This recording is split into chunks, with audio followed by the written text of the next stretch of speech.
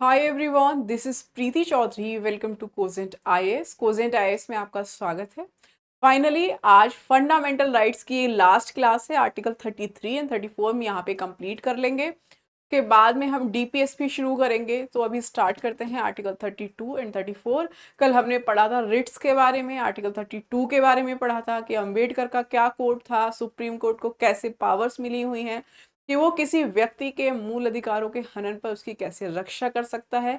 ये भी एक संविधान का जो मूल ढांचे का अधिकार है, संवैधानिक उपचार इसको बोला जाता है।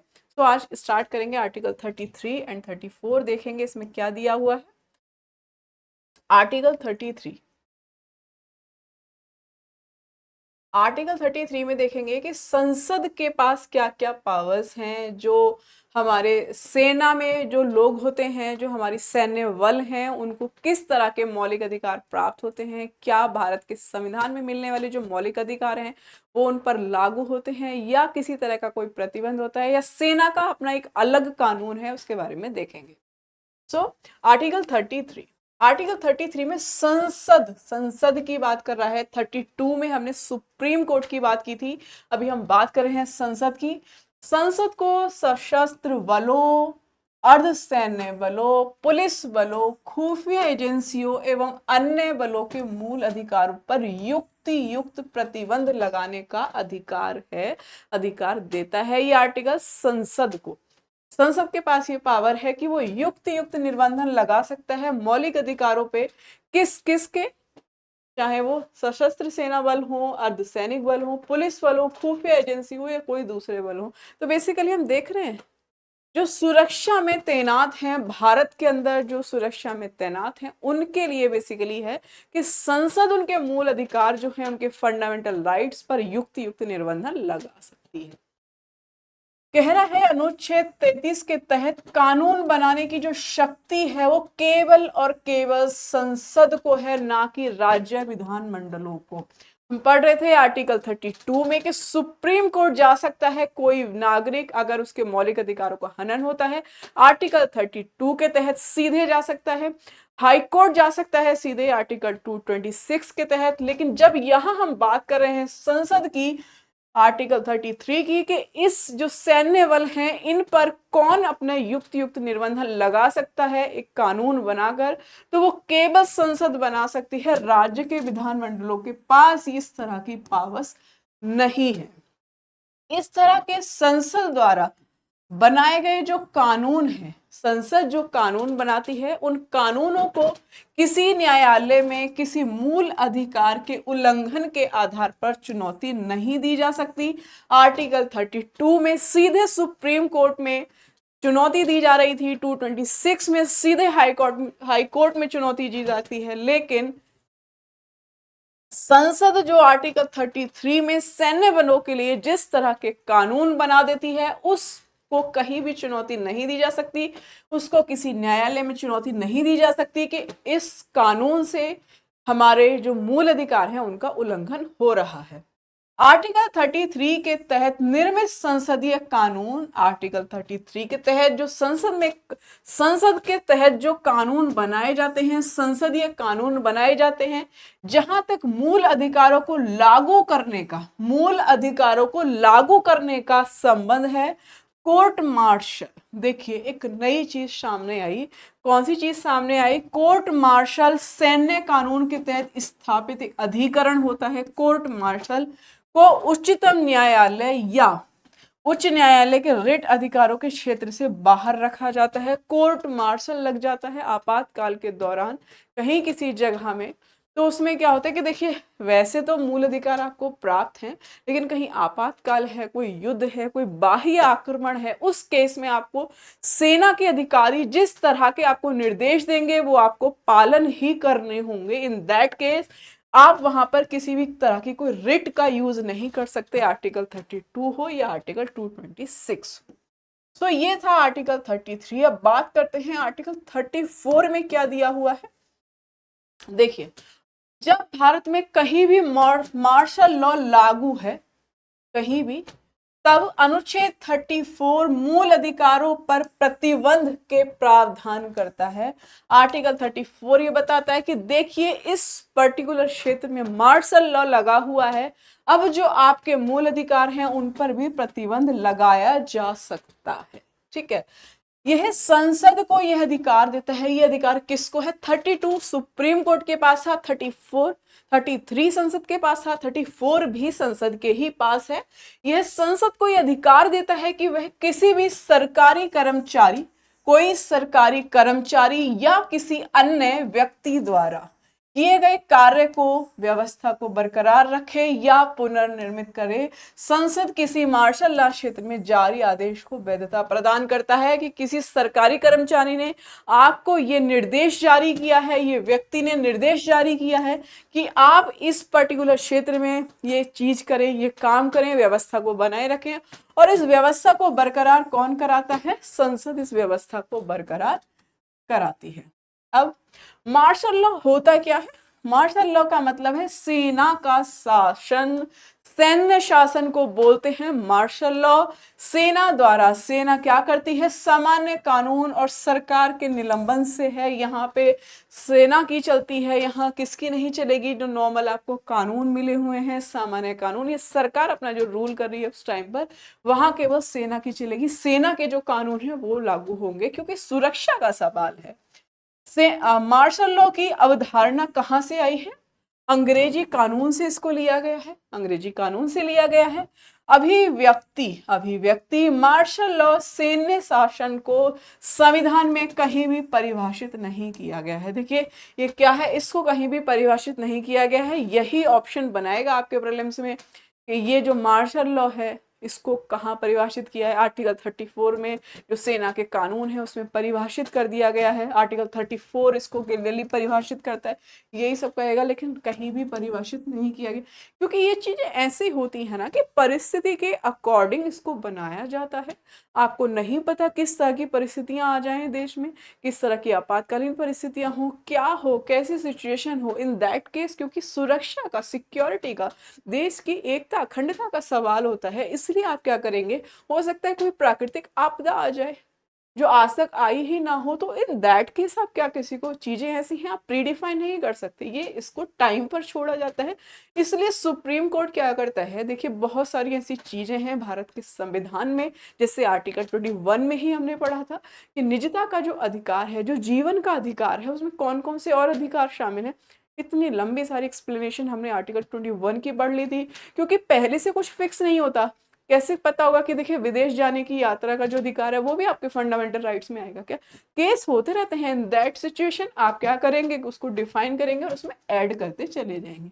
वही सेम मार्शल लॉ के साथ होता है।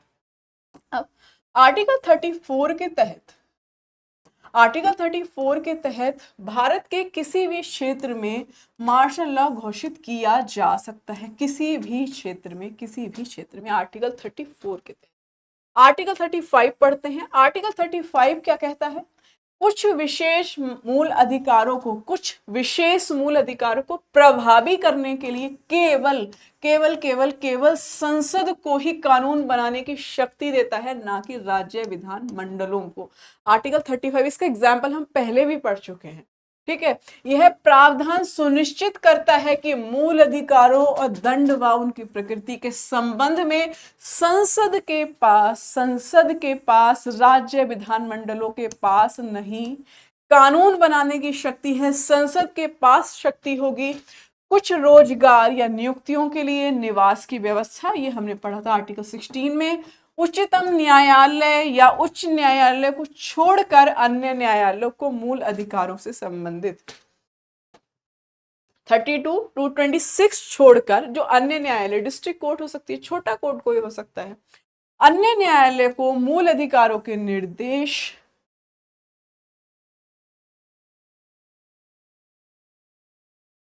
के आदेश, रिट जारी करने के लिए सशक्त बनाना, अनुच्छेद 32। सशस्त्र बलों, पुलिस बलों आदि के सदस्यों के मूल अधिकारों पर प्रतिबंध, आर्टिकल 33। किसी भी सरकारी कर्मचारी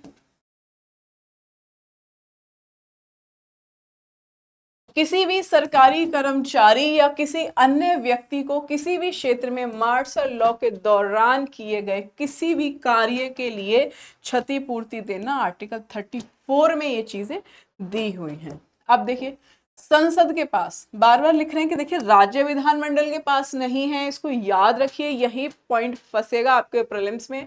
संसद के पास, राज्य विधानमंडलों के पास नहीं, मूल अधिकारों के तहत दंडित करने का कानून बनाने के लिए अधिकार होगा, बिल्कुल होगा। इनमें निम्नलिखित शामिल हैं, जैसे अस्पष्टता का अंत, अनुच्छेद 17। संसद के पास बिल्कुल अधिकार है कि अगर अनटचेबिलिटी का कोई केस आ रहा है, कोई चीज ऐसी है, तो संसद उसके खिलाफ कानून बनाए, क्योंकि समता लानी है, लोक व्यवस्था तय करनी है संसद को। मानव में दुर्व्यापार, बलात्, श्रम का निषेध आर्टिकल 23 में हम पढ़ चुके हैं। इसके अलावा आर्टिकल 35 में दिया है कि उपयुक्त मामलों पर कानून बनाने के लिए संसद को शक्ति सुनिश्चित करता है। हालांकि इनमें से कुछ अधिकार राज्य विधानमंडलों सूची के दायरे में भी होते हैं। ठीक है, अब क्या है, सैन्य विधि और राष्ट्रीय आपातकाल, इसके बारे में पढ़ते हैं। सैन्य विधि और राष्ट्रीय आपातकाल जो आर्टिकल 352 के तहत आता है, उसके बारे में पढ़ते हैं।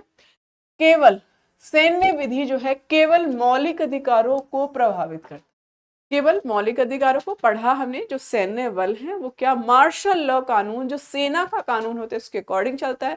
संसद उस पर युक्त निर्बंधन लगा सकती है केवल मौलिक अधिकारों पर। राष्ट्रीय आपातकाल ना केवल मौलिक अधिकार बल्कि केंद्र राज्य संबंधों, केंद्र और राज्य के बीच राजस्व विधायी शक्तियों के वितरण को प्रभावित करता है तथा संसद के कार्यकाल को भी बढ़ा सकता है। देखिए, देश में राष्ट्रीय आपातकाल लगा हुआ है, नेशनल इमरजेंसी लगी हुई है, तो लोगों के जो मौलिक अधिकार हैं, जो व्यक्तियों के, नागरिकों के मौलिक अधिकार हैं, वो क्या हो जाते हैं, वो निलंबित हो जाते हैं। देश में केंद्र का शासन चलने लगता है, इसलिए केंद्र और राज्य के बीच जो संबंध हैं वो भी प्रभावित होते हैं, क्योंकि केंद्र ने अपने हाथ में कमांड ली हुई है, इसलिए राजस्व का भी के बीच में राजस्व भी प्रभावित होता है। और जो विधायी शक्तियां हैं ऑब्वियसली वो तो होंगी ही होंगी, क्योंकि केंद्र के अंदर ज्यादा शक्तियां समाहित हो जाएंगी। और क्योंकि देश में इमरजेंसी लगी हुई है, इंदिरा गांधी के टाइम पर भी हमने देखा था कि कार्यकाल को 6 वर्ष करने की कोशिश की गई थी। अब देखिए, क्योंकि देश में इमरजेंसी लगी हुई है तो चुनाव तो होंगे नहीं, तो इन दैट केस कार्यकाल भी बढ़ सकता है, दैट केस बढ़ सकता है। अब सैन्य विधि में यह सरकार और अदालतों को निलंबित कर सकता है, सेना द्वारा सिविल प्रशासन का संचालन किया जाता है। लेकिन राष्ट्रीय आपातकाल में सरकार और अदालतों को निलंबित नहीं किया जा सकता, वो तो काम करेंगे ही ना अपना।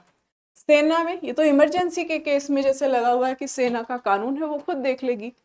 अब सैन्य बल में किसी भी क्षेत्र में कानून व्यवस्था को सुधारने हेतु सेना विधि को लागू किया जाता है जो किसी कारण खराब हो गई है। इसमें केवल 3 आधार होते हैं। जो राष्ट्रीय आपातकाल है इसमें केवल 3 आधार होते हैं। 3 आधारों पर इसको लगाया जा सकता है। कब लगाया जा सकता है, युद्ध हो या कोई बाहरी आक्रमण हो या फिर सशस्त्र कोई विद्रोह हो गया हो, इन दैट केस देश में नेशनल इमरजेंसी आर्टिकल 352 का यूज हम करेंगे। आगे सैन्य विधि में कह रहा है कि देश के किसी भाग में, देश के किसी भाग या क्षेत्र में लगाया जा सकता है। नेशनल इमरजेंसी की जब हम बात करते हैं इसे पूरे देश में या इसके किसी हिस्से में इसको लगाया जा सकता है। सैन्य विधि की बात करें तो संविधान में इसका कोई विशेष प्रावधान नहीं है, अर्थात भारतीय संविधान में सेना विधि, मार्शल लॉ को परिभाषित नहीं किया गया है, ये संविधान में निहित रूप में है। संविधान में इसका जो है आपातकाल जो है उसका विशिष्ट और विस्तृत प्रावधान है, संविधान में स्पष्ट रूप से इसको लिखा हुआ है। सो आपने ये डिफरेंस देखा और यहाँ से प्रीलिम्स के क्वेश्चंस भी बनते हैं। अब देखते हैं जो मूल अधिकार हैं इनके अपवाद क्या क्या है, उनके अपवादों को पढ़ते हैं। अपवाद, संपदाओं आदि के अर्जन हेतु प्रावधान करने वाली विधियों की व्यावृत्ति, उसका बचाव, कुछ विधियों या विनियमों का विधि मान्यकरण 9वीं अनुसूची में इसको दिया हुआ है। कुछ निदेशक तत्वों को प्रभावित करने वाली जो विधियां हैं उसकी व्यावृत्ति, उसका बचाव, डीपीएस से रिलेटेड ये है। अब मूल अधिकारों की जो आलोचना है या उसके जो महत्व है वो देख लेते हैं।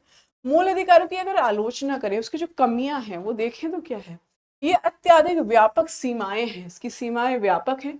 कोई सामाजिक और आर्थिक अधिकार नहीं है, स्पष्टता का अभाव है, स्थायित्व का अभाव है, आपातकाल के दौरान स्थगन हो जाता है, महंगा उपचार है, निवारक निरोध जिसे हमने पढ़ा कि आशंका के आधार पर गिरफ्तार कर लेते हैं, और प्रतिमान दर्शन इसमें नहीं है, कोई भी सुचारू रूप से कोई चीज दर्शन इसमें नहीं दिया गया है। वहीं मूल अधिकारों के महत्व की बात करें तो देश में लोकतांत्रिक व्यवस्था की ये आधारशिला है, व्यक्तिगत स्वतंत्रता के रक्षक हैं, व्यक्ति की गरिमा सम्मान सुनिश्चित करना इसका काम होता है। वहीं भारतीय राज्य की धर्मनिरपेक्षता छवि को मजबूत करता है और अल्पसंख्यकों के हितों की रक्षा भी ये करता है, ये इसका महत्व है।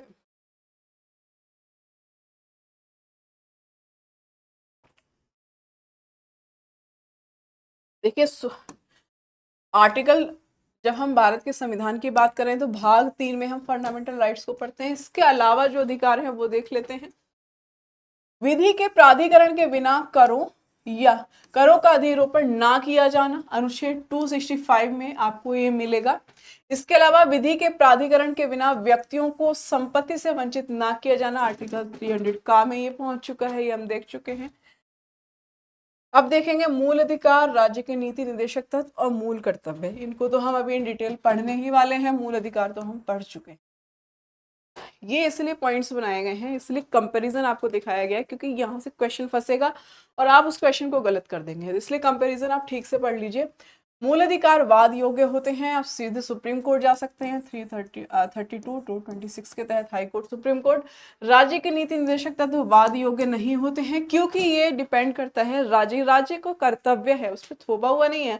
राज्य के पास जितनी क्षमता होगी वो उतना प्रोवाइड कराएगा। आज के टाइम पे कह दे कि देश की जो जनसंख्या करोड़ों में जनसंख्या है, करोड़ों वैकेंसी निकाल के सबको आईएएस बना दीजिए या सबको सरकारी नौकरी दीजिए, तो वो पॉसिबल नहीं है। या सबको आप चाहते हैं कि जो व्यक्ति एकदम अंतिम किसी लाइन में अंतिम पंक्ति में खड़ा हुआ है, बिल्कुल लास्ट में खड़ा हुआ है, उसको भी देश में कनेक्ट कीजिए डेवलपमेंट की धारा से। तो ये डिपेंड करता है कि देश की कितनी क्षमता है, उसके पास कितने संसाधन है, इसलिए ये वादे योग नहीं है। इसको आप नहीं कह सकते कि सरकार की ये कर्तव्य है और ये क्या नहीं कर रहा है, ये अपनी ड्यूटी को पूरा नहीं कर रहा है, इसलिए आप सुप्रीम कोर्ट या हाई कोर्ट यहाँ से नहीं जा सकते।